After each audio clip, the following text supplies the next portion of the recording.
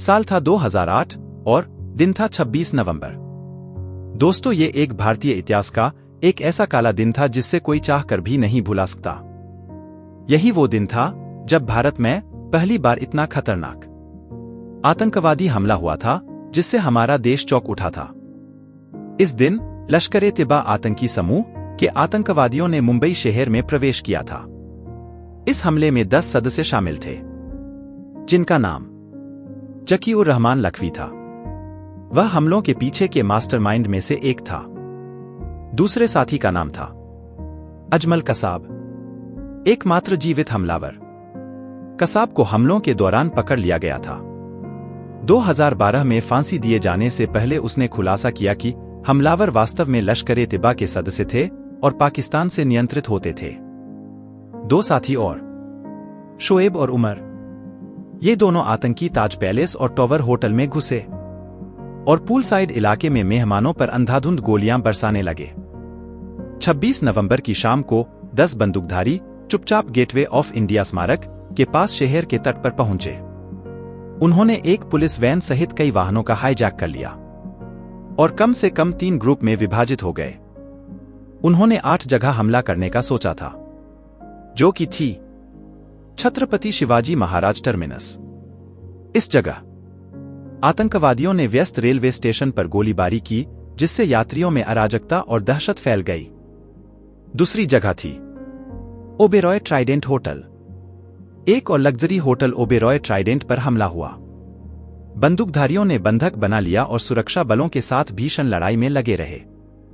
तीसरी जगह थी लियोपोल्ड कैफे। कोलाबा के एक लोकप्रिय रेस्टोरेंट और कैफे लियोपोल्ड कैफे को हमलावरों ने निशाना बनाया। इसमें काफी नुकसान और जानमाल का नुकसान हुआ। चौथी और पांचवी जगह थी कामा अस्पताल।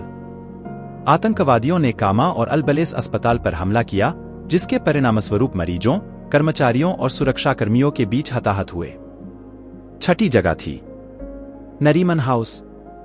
एक यहूदी सामुदायिक केंद्र नरीमन हाउस को बंदूकधारियों ने जब्त कर लिया था। कई बंधकों को वहां रखा गया था और उन्हें बचाने के लिए ऑपरेशन तीव्र था। 7वीं जगह थी मेट्रो सिनेमा। मेट्रो सिनेमा क्षेत्र पर भी हमला किया गया, जिससे दक्षिण मुंबई के दिल में दहशत और अराजकता फैल गई। 8वीं जगह थी टाइम्स ऑफ इंडिया बिल्डिंग और सेंट जेवियर्स कॉलेज के पीछे की गली।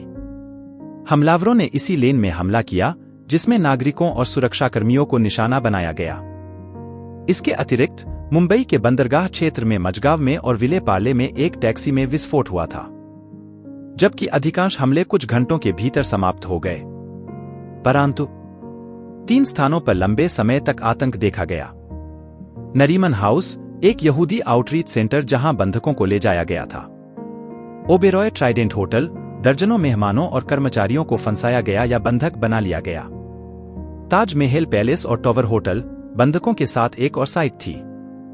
ताज पैलेस पे रात के करीब 9:38 भारी हथियारों से लैस 4 आतंकवादियों अब्दुल रहमान बाड़ा, अबू अली, शोएब और उमर ने हमला शुरू कर दिया।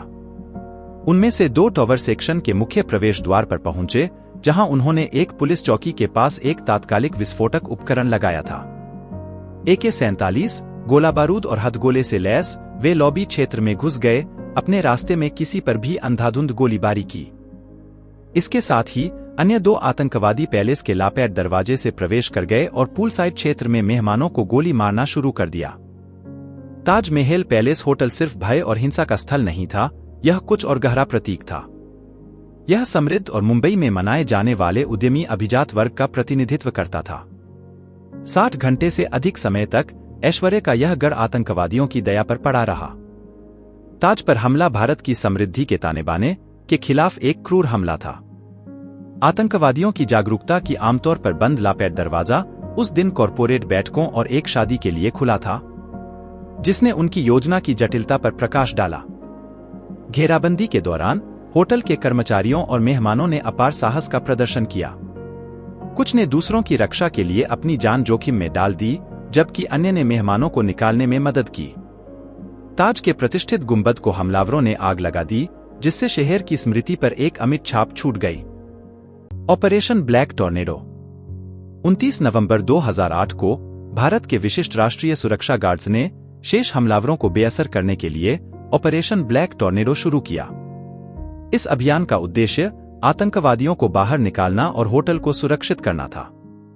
एक बहादुर NSG commando major Sandeep Unnikrishnan ने इस ऑपरेशन के दौरान महत्वपूर्ण भूमिका निभाई।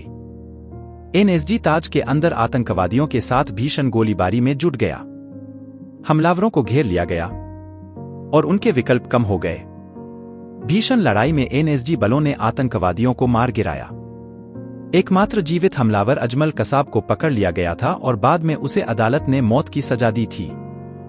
साथ ही कमांडो सुनील यादव को बचाने के दौरान मेजर संदीप उन्नीकृष्णन की गोली लगने से मौत हो गई थी। नरीमन हाउस में लंबी मुठभेड़ के दौरान सार्जेंट गजेंद्र सिंह बिष्ट भी शहीद हो गए।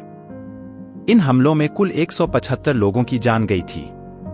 300 से अधिक लोग घायल हो गए। दोस्तों, आज भी लोग उस दिन के बारे में सोचते हैं तो शॉक्ड रह जाते हैं और सहम जाते हैं। और दोस्तों, अगर आपको यह वीडियो पसंद आई हो तो कृपया मेरे चैनल फैक्ट फ्यूजन अनस्टॉपेबल को लाइक, शेयर एंड सब्सक्राइब करें। और अगर आपको किसी और टॉपिक के बारे में वीडियो देखना हो तो मुझे कमेंट्स में जरूर बताएं।